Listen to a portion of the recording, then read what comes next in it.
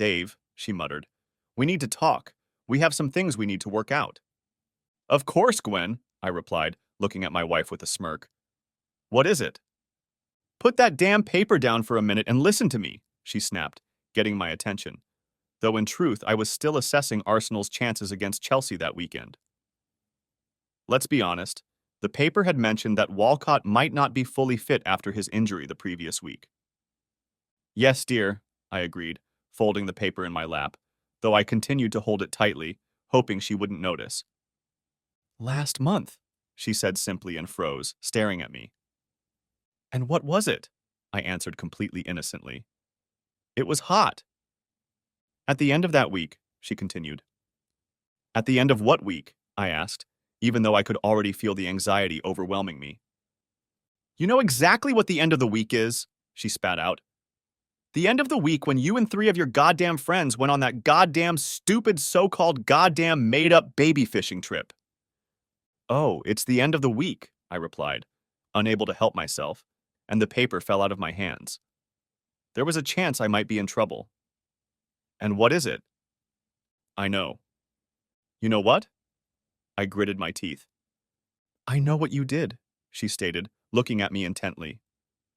We went fishing, I mumbled, somehow realizing I was at a loss, but floundering for something to say. And on the last night, Gwen demanded, and I realized I'd lost. To hell with it. I'm a partner in a small, specialized construction business. There's me, a so-called smart guy with qualifications, Ted who does the paperwork, and Mike and Nick who provide the muscle and know-how on the construction site and persuade our construction crews to do what they have to do, faster and probably better than they might otherwise. We're a bit of a mixed group, but we get on well with each other, and the 4 of us and our other halves have become good friends. Last August, the 4 of us went on a long, week-long fishing trip, although to be honest, Ted was the only one who knew what a fishing rod was. We sailed on some kind of boat. The 3 of us were more interested in keeping the beer cold than in what bait we used, and most evenings we had a pint of beer at the local pub. And then we got to the final night, didn't we? Let's go into town, Mike suggested. There's more life on the coast and we could have some fun. I'm not sure I'm up for that, I protested. But I was persuaded, and to be honest, I wasn't too upset about it.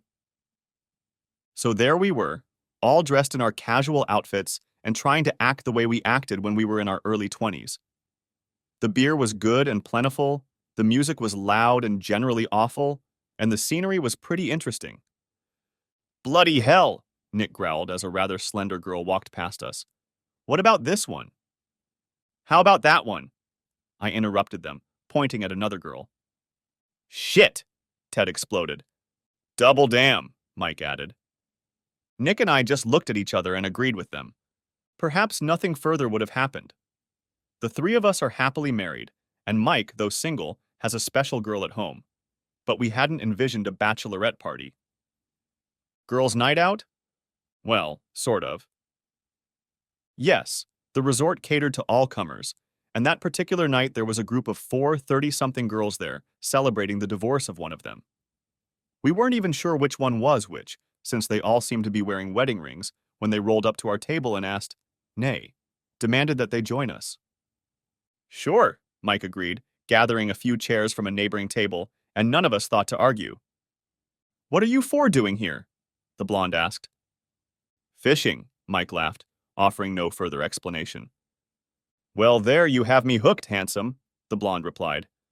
And what are you going to do about it? To our surprise, but probably not hers, Mike quickly stood up, took her hand and walked away with it, and that was the last we saw of the couple that evening. Trust Gloria, the slender dark-haired one giggled. She's such a slut. Mike's not married, Nick pointed out. Gloria's husband can never know, the slightly overweight one giggled, and that set the tone for the rest of the night, as our conversation became increasingly racy and crude as the evening went on. Come back to our hotel and we'll show you something more, promised the redhead, probably the prettiest of them all and the one who was flirting with me. We, of course, refused. Like hell we refused. 5 minutes later, we were paired up and walking hand in hand with our chosen one to their rather run-down hotel 10 minutes away. Listen, guys, I whispered to the other two when we were alone and the girls had gone to the restroom. We'll just stay for half an hour or so, okay? Yeah, Ted agreed. I'm in, Nick agreed. If my Jilly found out, I don't know what would happen to me. 7 pints of beer or ruminations with our little brains, but nothing came of it. And early the next morning, the three of us guiltily staggered away, wishing like hell we'd kept our promises. And to be honest, I wish we hadn't agreed to go fishing in the first place. Next chapter. And the last night, Gwen demanded. What about it? I played for time. Those 4 hookers you picked up? About them. Yeah, them, she snapped back. You want to tell me about them? Well, Mike went off with one of them, Gwen. I tried to brush her off, not knowing how much she really knew, and not even bringing Mike into it since he wasn't really married. And the redhead? She asked, and I realized there was no point in trying to dodge anymore. Better to just come clean and hope for the best. We've had too much to drink, sweetheart, I admitted. I'm not denying that something happened, but I don't remember too much. So you admit it, Gwen snorted angrily. You got into bed with that redhead and entertained her all night long. That's not entirely true, I replied honestly, trying to remain calm. I may have fiddled with her, but in the state I was in, it was over in a couple minutes, and then we both dozed off. And the next morning? No way, I objected honestly. When I woke up, I was terribly ashamed of what had happened, ashamed of myself. Besides, she didn't look as attractive as she did the night before. And if she had looked different, would it have mattered? My wife asked me, turning her face into an unreadable mask and setting me an unenviable task. Should I give her a politically correct answer or tell her the truth? I chose the latter. I'm not sure, I admitted quietly. I'd like to think you're not. I doubt I could forgive myself, Gwen, so I'm just glad I haven't. I happen to believe you, Dave, she said with relief. Thanks, honey, I smiled uncertainly at her. We can get through this. We both love each other, and we have a great marriage. I'll do whatever it takes, Gwen, my word of honor. As I picked up the words to justify myself, she just stood there staring at me until she finally broke the silence. Don't think you're getting off that easy, you bastard, Gwen informed me, her voice frighteningly calm and clear. I'm meeting with the rest of the girls tonight to discuss what we're going to do. They know everything? Of course they know, you fool, she replied, flaring up with anger again. How the hell do you think I found out? One of the guys blabbed? I asked. Who? Who opened their mouth? That's for us to know and you to worry about. I'm going out with Kim, Jilly, and hopefully Mary, Mike's girlfriend. We're going to spend the night in town and we'll probably be back late. For God's sake, don't do anything stupid, Gwen, I pleaded. 2 wrongs won't make a right. We don't plan to, but who knows? And your opinion doesn't matter anymore. We're here to discuss what to do with the 4 of you and how to make you pay. Please don't do anything we'll both regret, Gwen, I begged her. It won't help. Anything but that. We'll see. She ended the conversation and walked past me, heading for our bedroom, leaving me sitting there in despair. Next chapter. Considering how long it usually took her to get ready when we left the house, Gwen was back surprisingly quickly. She looked gorgeous, and in that flimsy dress, alarmingly vulnerable and, worse, frighteningly available. Don't do it, Gwen, I repeated my warning. It's not so good when it's the other way around, is it, asshole? I didn't plan it, Gwen, I pointed out. It just happened because we had too much to drink. I'm not planning anything, honey, she grinned. I'm just going to have a drink with the girls, but who knows what might happen if I drink too much. I clamped my mouth shut, not wanting to get sucked in any further. If not tying her up, there was nothing more I could do about it, and in the back of my mind I reluctantly admitted that I wasn't in a position to complain much. Deep down, I didn't think she would do anything stupid, and her threats were her way of punishing me. Okay, I could agree with that. Wash the dishes while I'm gone, she growled at me. Yes, dear.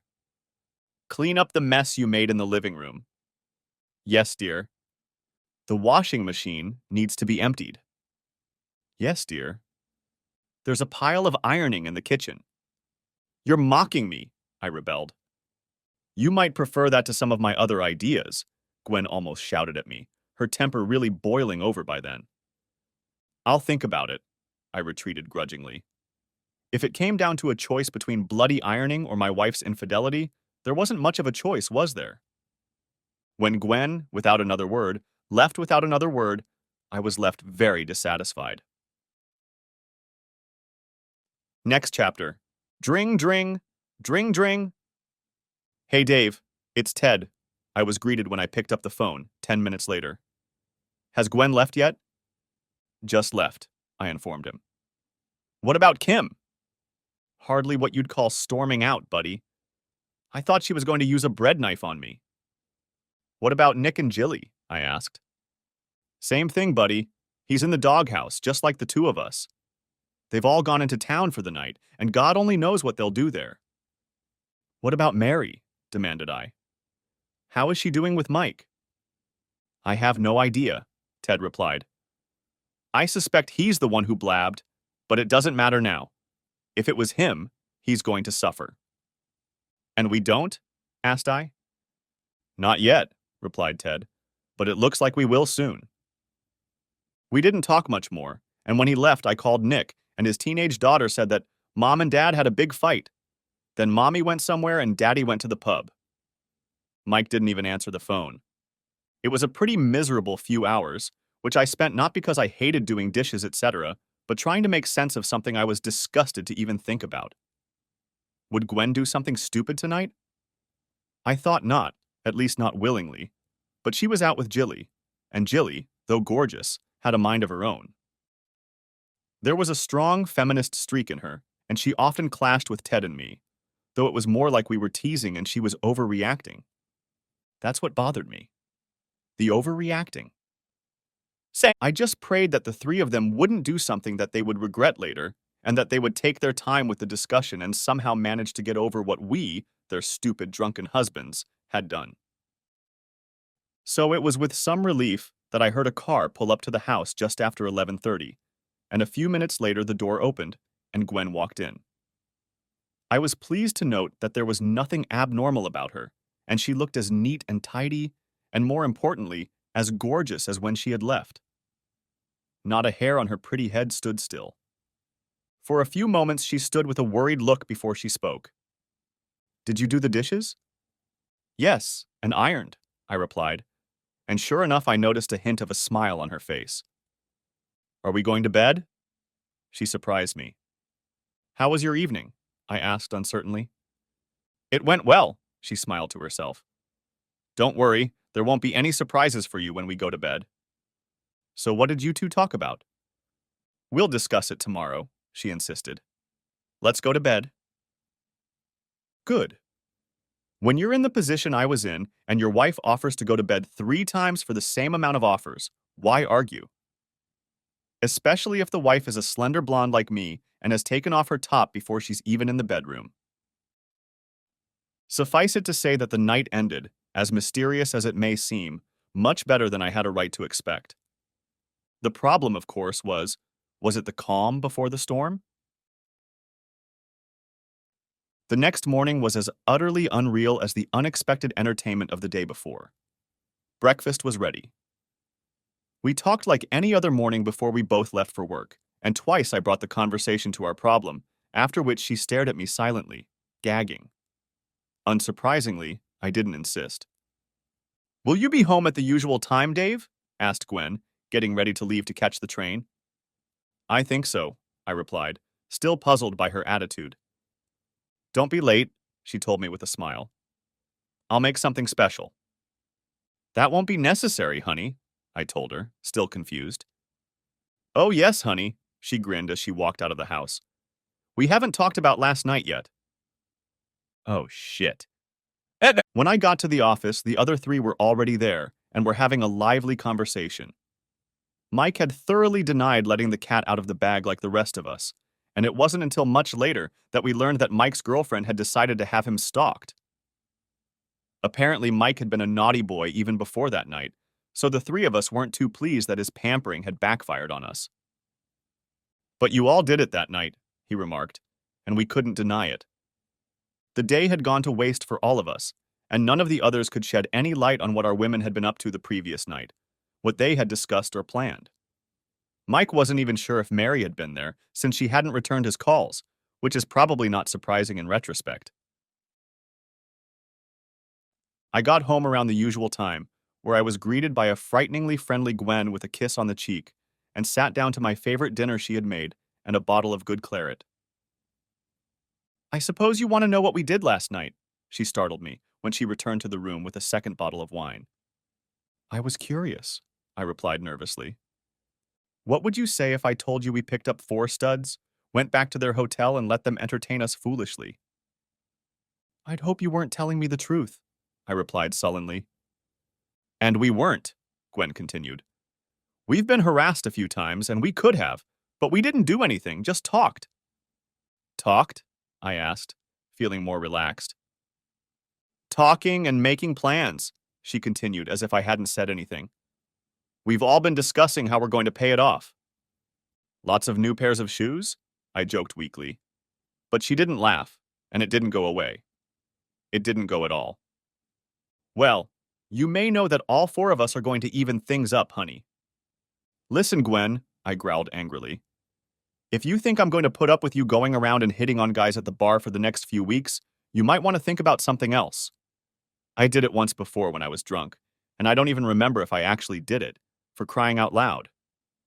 That's not the plan, she surprised me. Oh, well, just this one time. You won't know who with, and you won't know when. All you need to know is that it will happen. Just once, and then we'll be even, and we can move on with our lives. Like nothing happened? I asked. That can be hard, my wife agreed. But if you try, I'll try. There has to be another way, Gwen, I pleaded with her. But there wasn't. At least not in her mind. The 4 girls debated, dismantled, and reassembled, and no matter how much I argued, it was impossible to change her mind. It was clear to her. Either get over it or get on my bike. And when I talked to Ted and Nick, they both seemed to be in the same boat. As for Mike, while we knew Mary was with our wives and involved in the discussion, she still hadn't returned any of his calls. Dead end. Surrender, resign, and be punished was the position Ted and I had been driven into, but Nick was ready to tell his wife to back off if she decided to. Mike, that bastard, was starting to lose interest in our problems and must have already decided the grass was greener elsewhere. At home, everything went on as if nothing had happened, and I convinced myself, or maybe fooled myself, that Gwen's threat was just that. Something to make us sweat, and certainly something to make sure we never strayed again. Eventually, after a week or so, Ted must have come to the same conclusion and studiously avoided any mention of our wives' threats, and even Nick stopped muttering threats to his wife under his breath. I think we all put it behind us, and everyone was smiling again both at home and at work. Even Mike had apparently hooked up with some girl, and although he didn't talk much about her, so I'm guessing she wasn't Mary, she was clearly making him happy. It was in this happy state of mind that I decided that Gwen and I needed to clear the air. Is everything all right between us now, darling? I asked one evening. I think so, Dave, she smiled back. It's just so nice to get back to the way things used to be. Of course, I agreed happily, wrapping my arms around her and kissing her on the lips. I'm so glad you didn't have to carry out your threat. My heart raced as I felt her stiffen in my arms and avert her gaze. What's wrong? I asked. Nothing, she answered a little too quickly. You're telling me, I mewed, releasing myself from her embrace. I'm not telling you anything, Gwen muttered. For God's sake, woman, I exploded. You did this? Were you with another man? I told you so, she snapped back. You don't know when or with whom. Screw it, Gwen, I yelled at her. You can't do this to me. I'm sorry, honey, but I already did, she destroyed me. The argument that followed this exchange of information was short, but not sweet. There was a lot I wanted to say, but I was so wound up I couldn't find the words, and soon I hopped out of the house and headed for the local pub, calling Ted on the way and asking him to join me. "Well, Ted," I greeted him, holding out the pint of beer I'd brought him. "Gwen and I had a little talk tonight, and there's no way you're going to guess what that bitch said to me." "I'm guessing she was having fun with someone else," he dumbfounded me. "You know," I exclaimed, spilling my beer. "What about Kim?" "Her too." "And Jilly?" "So I understand." "And you're okay with it, both of you?" "What happened, happened," he stated, unconcerned. "And you don't mind?" "What can I do? What can either of us do?" "What about Nick?" "He feels the same way I do. It's best to just leave the sleeping dogs lying around and get on with our lives. We've got enough problems with this council contract as it is. We shouldn't be worrying about something we can't fix." But Nick was so convinced he'd throw Jilly out if she went for it. What happened? Changed his mind, I guess. That's it? Ted shrugged dismissively and asked if I was ready for another pint. I was ready. I was more than ready to drink a few more. Next chapter? And that seemed to be the end of it. Gwen forgave me for coming home out of my rage, and life went back to normal, incredibly normal as it turned out.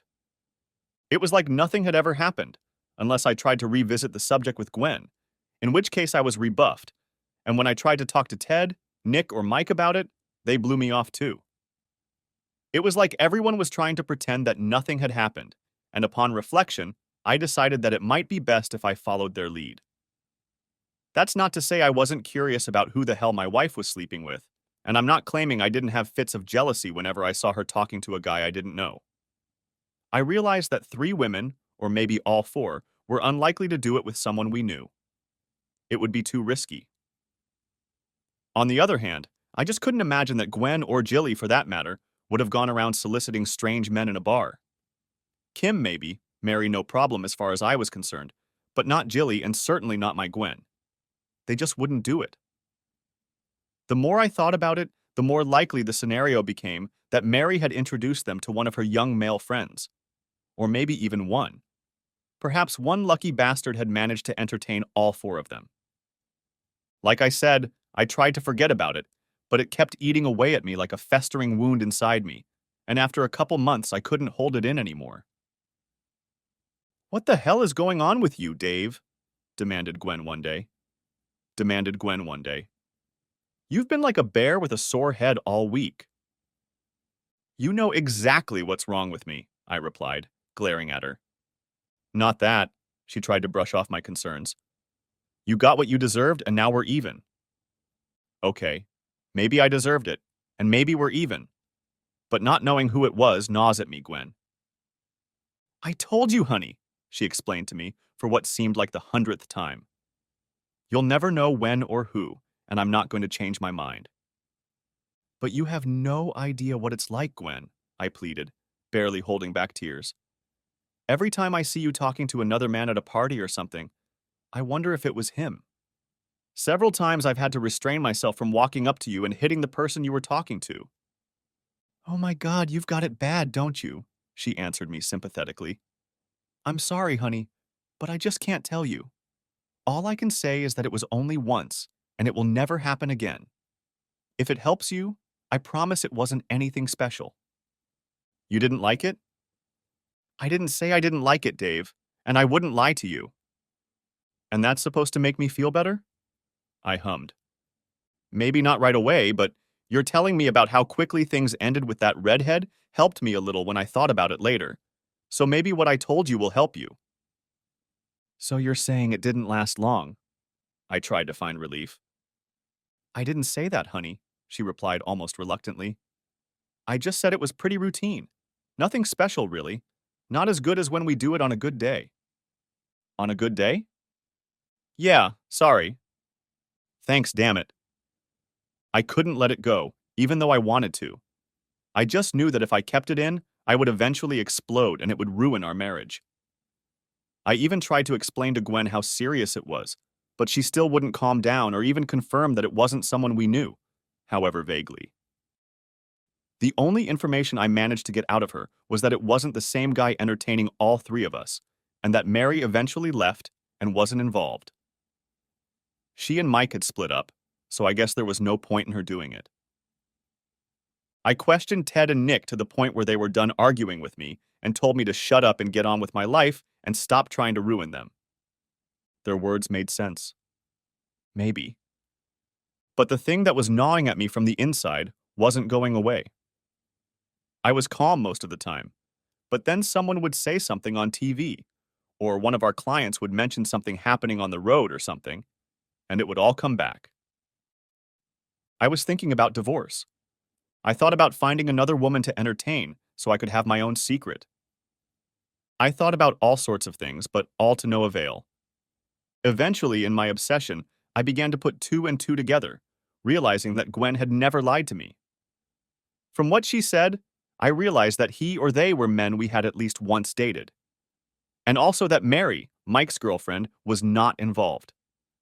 And then it hit me, or at least a strong possibility appeared. Mike was the youngest of us, and Mary was 4 or 5 years younger than him. She socialized with younger people, and yes, we met quite a few of them at parties and ran into others in pubs. Of course, some of them were men, and heck, 6 months or so ago, Nick and I had teased our wives for flirting with a couple of young guys who seemed quite taken with them. What were their names? Mick? Rick?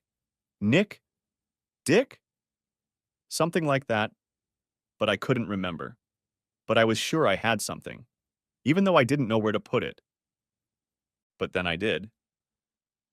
Without telling the others about it, I made an excuse to go out for the evening and found myself in town, searching through pubs and random clubs for someone I hoped would be there. No, not those guys, but Mary herself, who I hadn't seen since a week or so before that disastrous fishing trip. The odds were slim, but I got lucky and found her at the bar with a couple other girls. I waited patiently while the other two girls pulled a few guys to dance and made my move. "Hi, Mary," I greeted her, sitting down uninvited on the stool that one of her friends had just vacated. "Long time no see." Neb, her look alone confirmed that I was on the right track. It was a mixture of surprise and, oh shit, what's he doing here? "Hi, Mary," I repeated. "How are you?" "Hi," she said without meeting my eyes. "I need to talk to you, Mary," I told her softly, not wanting to scare her off. "No way!" she yelled, shocking me with her assertiveness. "Back off!" "Mary, calm down," I pleaded, surprised at her reaction. "I just want to talk." "The hell you want to, you bastard!" she shouted, drawing the attention of everyone around her. "There's no way in hell I'm entertaining you."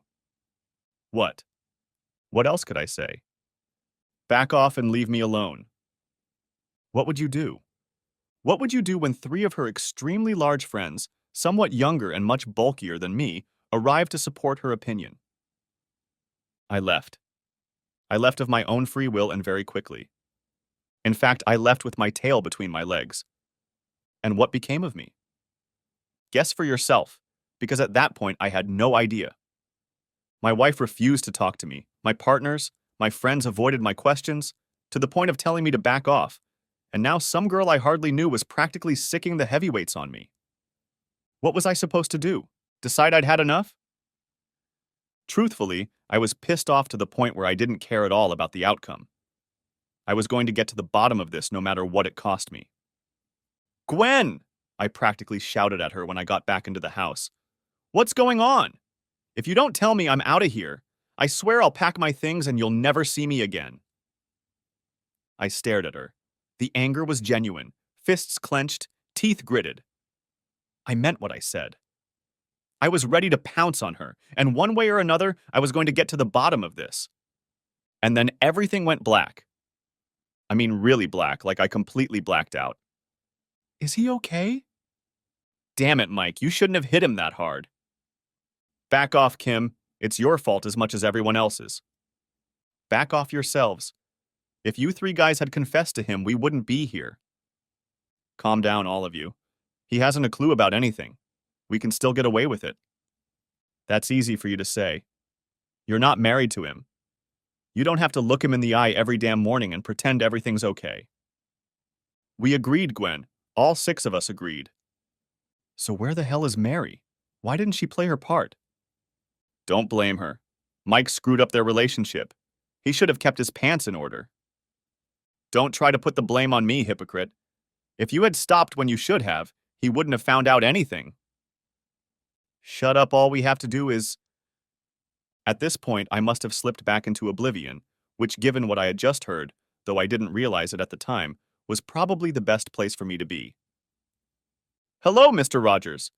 How are you feeling? I blinked my eyes and looked around. Where was I? A beautiful girl. A very pretty girl dressed all in white. Mr. Rogers, it's all right. How are you feeling? Beautiful girl. The same beautiful girl in the same white dress. Everything must be all right. The pretty girl was smiling at me. Mr. Rogers, the pretty girl said softly, how is your head? Don't you have any pain? I think I love you. I sighed and slipped back into oblivion, I suspect quite happily. Well, yes, okay, seems obvious, but not to me at that moment, though I should have known better. The pretty girl was a nurse, albeit a very pretty one, and I was in some kind of hospital, though I had no idea how I got there. I vaguely remembered a heated discussion going on around me. Something about Mike's pants, hypocrites, and Mary's absence. It didn't make sense and my head hurt, and I didn't want to make sense of it. Hey, Dave. I felt like someone was addressing me, and I looked up hopefully. Gwen? Yes, honey, the other pretty girl replied. Are you back with us? I think I am. I hope so. I smiled back at her, kind of recognizing my wife. What the hell am I doing here? You fell down the stairs, Dave, the pretty woman I was still trying to register in my brain told me. You got a bump on your head, but you're okay now. We'll be able to take you home as soon as the doctor releases you. Home? Yes, honey. Then you have nothing to worry about. Okay, I answered out loud.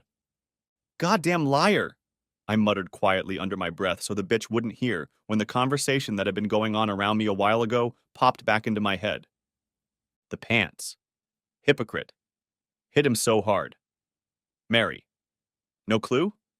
She said I had nothing to worry about? You've got to be bloody kidding me. It may seem obvious to you reading this nonsense, but it took me a while to put two and two together at the time.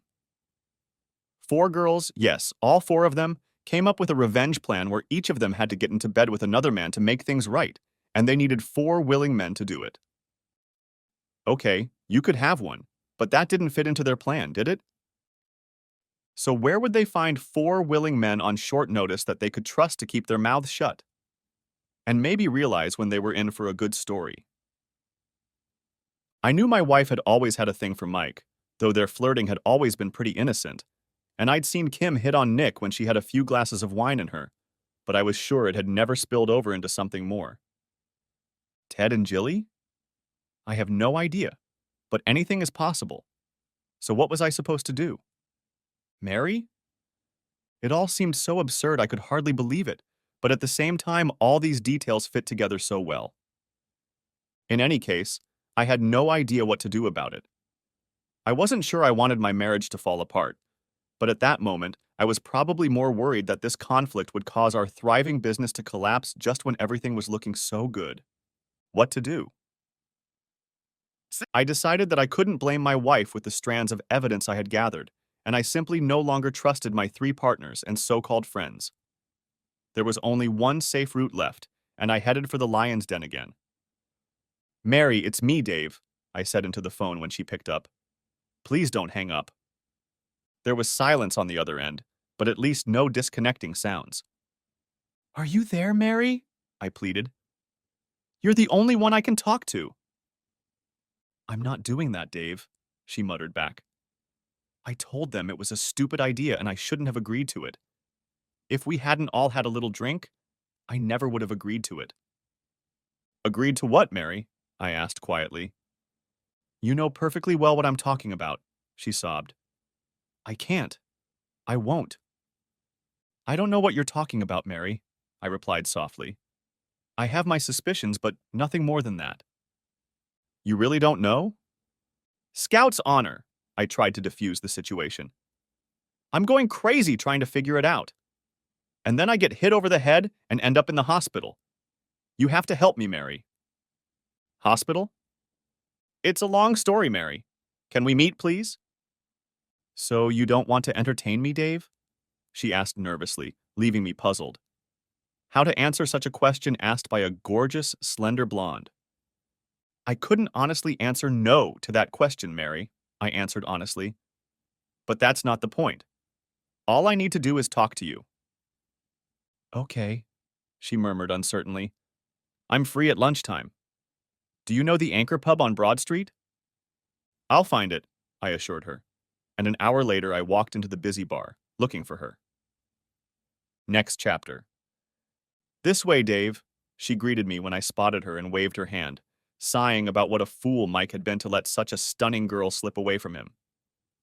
Maybe we should move over there, I suggested, realizing that when she moved over to make room for me, the view for the guys peeking at her improved, which they didn't miss either. It's okay, Dave. It'll brighten up their lunch break and it won't do me any harm, she grinned back. But thanks for the offer. It was nice of you, and now they won't try to talk to me when you're with me. So what do you want to know? Asked Mary, getting straight to the point. What do you already know? Only that my wife, all 3 wives, have been doing it with someone else, and I suspect I'm the only husband not involved. I think you have one, she confirmed. You stayed away because I chose you, but chickened out. I tried to talk the others out of it when it came to me a little later what a stupid idea it was. But by then it was too late. One of them rushed in with his answer. One of them? I asked, feeling a twinge in my stomach, though in the end it didn't really matter much. Sorry, Dave, it was Gwen, Mary confirmed my fears. She and Mike haven't been hanging around idly, and I suspect they've had a bit of a dalliance before this. Jesus, I exclaimed, genuinely surprised. I had no idea. Not a goddamn clue. Did you know that Ted and Jilly had an affair last year? What? I can't believe it, I exclaimed, even more surprised than I was to hear the dirt on my own wife. Jilly is such a straight, starchy woman. Not on the inside, Dave, Mary grinned. I don't think Kim ever knew that, but I'm sure Nick did. Heck, I've been living in a den of iniquity without even knowing it. What about wife swapping? Continued Mary, clearly taking some perverse pleasure in shocking me with her revelations. I don't believe that, I spat out. Who? Mike, me, Gwen, and you, she continued, unable to completely hide her amusement. Bullshit! I exclaimed, completely stunned. I would have known about it. You would have known if it had actually happened, she agreed, still smiling at my reaction. Gwen figured you'd never say yes, so she didn't risk asking you. Damn right I did, I stated firmly. I would never have gone for it, and I guess that got you off the hook, Mary. What do you mean? She asked, looking a little discouraged. You made it clear that you wouldn't let us have any fun, I reminded her. Quite openly. I almost got my head bashed in by your big buddies. Sorry about that, she sighed. Caught me at a bad time. I was still so mad at Mike. Besides, I didn't say that. I didn't say I wasn't attracted to it. Honestly, Dave, the question of whether or not I'd let you do that is under consideration right now. I'm very picky about who I go to bed with, but if you were on the market again, you'd be very high on my list. Have you ever tried to swallow and cough at the same time? Well, I tried it, and it ended up coming out my nose, so the result elicited a laugh from my interviewer. I desperately needed to change the subject, not because I wasn't enjoying this kind of attention from a beautiful girl, but because I couldn't find the words to answer her, and it seemed like this was going too far and too fast. God, it felt so good in that moment. I wasn't sure I had gotten all the answers I was looking for, but somehow, after less than an hour, none of it mattered so much anymore, and the future didn't seem so bleak anymore. Next chapter. All of this happened right after I got out of the hospital, thankfully not in the worst condition. My wife Gwen didn't even know I'd left, and when she came home from work in the evening, she was surprised to see me sitting up. Mike, she exclaimed when she saw me, dropping her bag and running up to me. When did you have time to go out? I was just about to freshen up and come over to visit you. Today, I replied, raising my hand to keep her from pouncing on me. We need to have a little talk. Of course, honey, she cooed. I've missed you so much. Enough to stop having fun with Mike? I pounced on her and she froze in place. Well, Gwen, enough to stop having fun with Mike? I repeated. Enough to ask him not to hit me over the head anymore? Gwen stood staring at me in shock, seeming to age before my eyes, her mouth opening and closing, but no coherent words coming out. Has the cat lost its tongue, Gwen? I continued sharply. How the hell did you think you were going to get away with this? The six of you entertaining each other and leaving your poor, damned, clueless husband in the dark? It wasn't like that, honey, Gwen finally sobbed. I swear I was only with Mike. I promised you it would only be with one man. You promised me it would only be one time too, I reminded her. What the hell happened to that promise? How did you... And then she, realizing the cat was out of the bag, lowered her head, and the first tears rolled down her cheeks. I more or less guessed it myself, I began to answer her unfinished question. Mary told me the rest. What a bitch, she muttered angrily, raising her eyes to me again. If she'd kept her word, if she hadn't chickened out, none of this would have been necessary. You stupid cow, I tossed her contemptuously. Do you really think I would have agreed to that? Do you really think I'd let that big, dumb bastard Mike entertain my wife and not go after him? Nick and Ted went for it, she muttered unhappily. Ted was already entertaining Jilly, I continued, as if it was common knowledge. And Kim's been making eyes at Nick for months now. You know about Ted and Jilly? Asked Gwen, eyes wide, clearly shocked that I'd done that. Nick too, I ventured, not sure if he knew. But how will Kim react when she finds out she's late for the show? That her loving husband knocked up one of her best friends? Oh God, Dave, my wife pleaded, and tears came to her eyes again. She doesn't know. She doesn't have to know. She was the hardest to convince, and if she found out we'd tricked her, she'd kick Ted out. And rightfully so, I snapped, and I had an idea for what to do a little later that day. What about you, Gwen? How long were you having fun with Mike before our fishing trip? I wasn't having fun with Dave, she cried, tears flowing freely down her cheeks. I swear to you I wasn't. At this point, I had to cut my rant short and quickly headed for the downstairs toilet to vomit everything into the tray.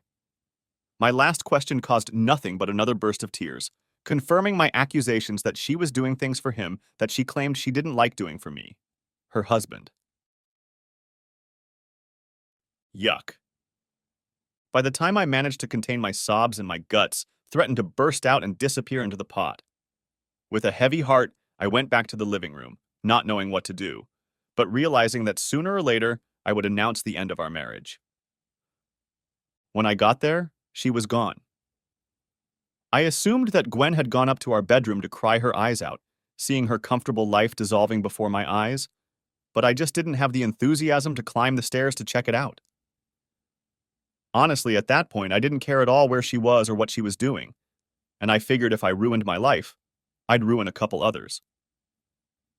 I was lucky that when I called Ted's house, I found Kim at the phone, and of course she greeted me cheerfully, like the good friends she thought we still were. But I soon dissuaded her of that. I know, Kim, I stated firmly, ignoring her questions about how I was feeling after the fall. I know I didn't fall, and I know who hit me. I know you six bastards were entertaining each other behind my back, and I know who was entertaining who. Oh, she muttered, but immediately fell silent. I also know something you don't, Kim, I continued blindly. I know that your husband Ted has been having an affair with Jilly behind your back for the last year or more. I know they were buddies with benefits, and I know they set you up with Nick so they could carry on without getting caught. That can't be, Dave, Kim howled. Nick and I only did it twice, and I felt so guilty that I told him it was over. It's over for you, but not for them, Kim, I snapped at her. They've been doing it in Ted's office, in rundown hotels, even in that damn park and at your house for all I know, and it's been going on since last summer. I was on a roll again and making it up as I went along, having no idea if it was all true or not, and not caring about it, just wanting her to hate him. I don't believe you, Dave, Kim sobbed unhappily, though it was quite obvious that she was beginning to believe. Where is he now? I demanded. Her silence confirmed that the only place he wasn't was home. I'll tell you where he is, Kim, I continued, trying desperately to think of a suitable location that seemed feasible. The two of them are in that show house we just finished. Do you know it's already furnished there? Do you know there's a big double bed in there?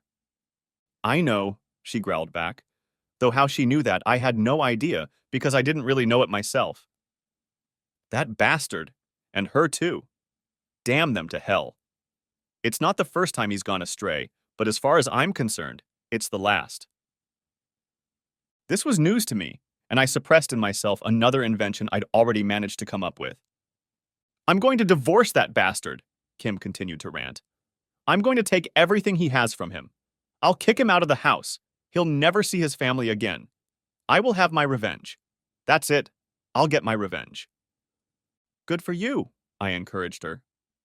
What about you, Dave? She turned the conversation in a direction I'd in no way expected. I need to get my revenge. Do you want to entertain me? Me? Yes, you do, Dave, she shouted. Gwen always talks about how good you are in bed when we complain about our husbands. Damn it. That was a double blow out of the blue. How am I supposed to respond to that? Maybe I could pick up a rain check for this, Kim, I half rejected with some reluctance. I really need to deal with my situation before I get involved with anyone else. Okay, she growled. I understand, but promise me you'll think about it. I'll definitely think about it, Kim, I promised her, and grinned as I realized that unlike before, I was telling the truth. Kim was pretty, only a few pounds overweight, but in all the right places. Yes, Kim, I thought, hanging up the phone. I'll be thinking about it. Next chapter. Well, 1 down, 4 to go. No, not 5. My feelings for Kim seemed to have subsided somewhat because she was the least of the 6 who wanted to get involved, plus her offer. Yeah, that's right. I'd already thought of that. 3 to be exact, since in addition to Ted, my own wife Gwen had already been victimized, though she was about to go through more heartache. What I didn't know yet, however, was that the events I had already set in motion would take on a life of their own, and that Kim would do my dirty work for me to get revenge on Nick and Jilly. I had no idea that after our phone conversation ended, feisty little Kim literally packed up her rolling pin, jumped out of the house, and drove to a new show home. I didn't know or even suspect that there was an unexpected amount of truth to my false accusations as to where Ted and Jilly were at that moment. They may not have been doing nasty things in the king bed in the house, but they were there when Kim arrived. They had every right to be there since Jilly was involved in setting up the house, and Ted was doing the paperwork, of course, but Kim certainly didn't give them time to explain. She pounced on them, knocking Ted to the ground and putting up a real fight with Jilly, who, unlike Ted, had time to defend herself. In this modern age, of course, one viewer was there with an iPhone, singing and dancing iPhone 5, and I can imagine his disbelief as he, whoever he was, stood there watching Jilly and Kim fight each other, screaming and cursing, grabbing and tearing each other apart. Jilly was taller and stronger than Kim, but by the time the police arrived to separate them, they were floundering completely exhausted. The internet video became a hit, first on YouTube and then went viral. Whatever that means. Sorry, I'm just not of that generation. Jilly's family saw the results, and her older brother, read very older brother, for some reason decided it was all his brother-in-law's fault. The older brother ended up in rehab, and Nick ended up in the local hospital, the same one I recently came out of, but in slightly worse condition than I was.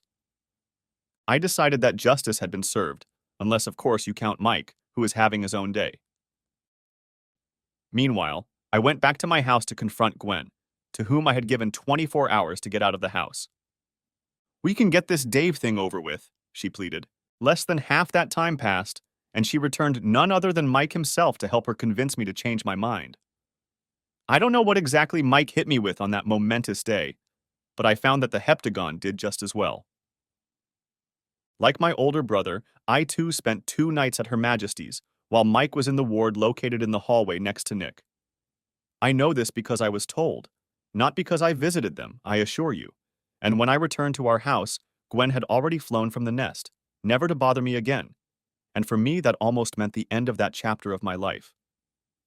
Our construction company? It went bankrupt. And the cherry on the cake was that the other three had guaranteed the loans at the bank 2 months before I decided to join them, and we never got around to doing the paperwork. Tough shit, huh? I don't mean to gloat, but, well, yeah, maybe, yeah. But I didn't go unscathed myself. I lost my main source of livelihood, but hell, when it came to divorce, it was based on my situation at the time, and Gwen's hopes of living off me were dashed. Although I thought about it, and thought long and hard, I never accepted Kim's offer, and consequently never tasted the delights of her undeniably attractive body. But of course, there were other fish in the sea. Is that you, Dave? It was the phone again. Hi, Mary, I answered, and a smile spread across my face. I've been thinking about you. Just thinking? She asked. I heard you were divorcing Gwen. Why not think more than just thinking? Gotta get a job, I informed her soberly. Can't date a pretty girl with no money in my pocket. My dad wants to meet you, she surprised me. I've told him all about you. Your dad? Yes, Dave. My dad worked with Mike's dad years ago. They were both carpenters on a construction site and interned together. Mike's dad? Yeah, that's how we met. My dad was looking for someone to take a load off his plate, and Mike's dad suggested him. He wasn't really suited for the job, but I met him, and the rest is history. But Mike isn't a carpenter, and neither am I remarked, as it was all happening too fast for me to realize it all. He's not my father now, Dave, she giggled. Don't you know my name is Mary Driscoll? Are you kidding? Not at all. Driscoll's Construction? Really? Dave's family business, and Dad wants to retire in 4 or 5 years. Largest construction company in the region, I muttered. There is one, Mary giggled, reminding me of more unhappy times. I told Dad I'd do the initial interview. Are you free tonight? I guess so. That's how I ended up at the Anchor Pub, the same one I'd met Mary at the first time. She was fashionably late, and I sensed her arrival by the silence that descended on the corner of the bar where I'd settled. Been waiting long, Dave? Greeted Mary to me. Worth the wait, I replied dryly. Great, Mary replied. You're just my kind of man, Dave. I think we're going to have a very interesting relationship, don't you? Really? I grinned. I nodded in agreement. I doubted if I could handle the beautiful and feisty young woman that had come into my life, but I was going to do my best to make the most of it.